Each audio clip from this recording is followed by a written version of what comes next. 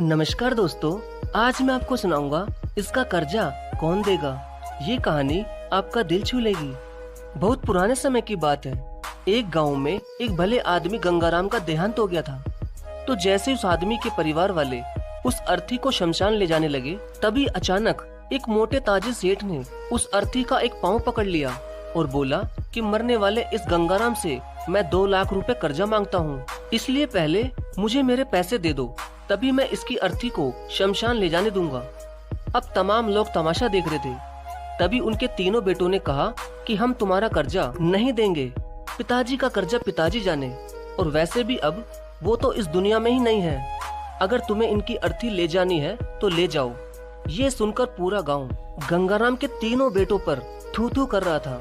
अब गंगाराम के तीनों बेटे उस कर्जे को देने से पीछे हट गए। तभी गंगाराम के भाइयों ने भी कह दिया कि जब बेटे कर्जा नहीं दे सकते तो हम क्यों किसी का कर्जा भरें। अब गंगाराम की अर्थी को वहाँ रुके हुए बहुत देर हो गई थी। तभी ये बात गंगाराम की इकलौती बेटी तक पहुँच गई, तो वो भागी भागी अपने पिताजी की अर्थी तक पहुँची। तभी उसने देखा कि उसके पिता की अर्थी का एक पाँव किसी बड़े सेठ ने पकड़ रखा था। ये देखते ही उसने आंखों में आंसू लिए, अपना सारा जेवर और जितने भी पैसे उसके पास थे वो उसे दे दिए, और फिर उस सेठ के आगे हाथ जोड़ते हुए ये कहा कि सेठ, अगर ये सब जेवर बेचकर भी आपका कर्जा पूरा ना हो पाए तो मैं खुद आपका सारा कर्जा चुकाऊंगी, मगर इस समय मेरे पिताजी की अंतिम यात्रा को मत रोको।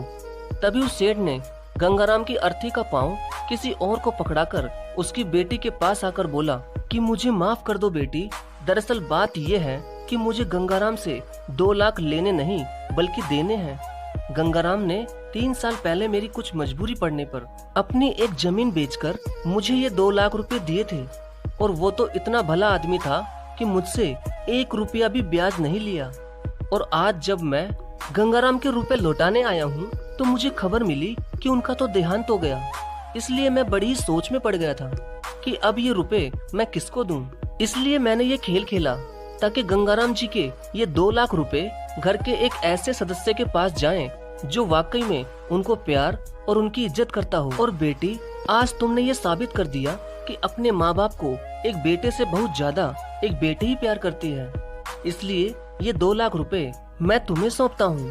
काश तुम जैसी बेटी हर घर में हो जो अपने पिता की इतनी इज्जत करती है। ये सब देखकर गंगाराम के बेटे और भाई का सिर शर्म से नीचे झुक गया। वाकई में दोस्तों, ये बात तो एकदम सच है कि एक माता पिता को बेटे से ज्यादा बेटी ही प्यार और उनकी इज्जत करती है। इसलिए दोस्तों, बेटी पढ़ाओ और बेटी बचाओ। धन्यवाद। डाउनलोड मौज।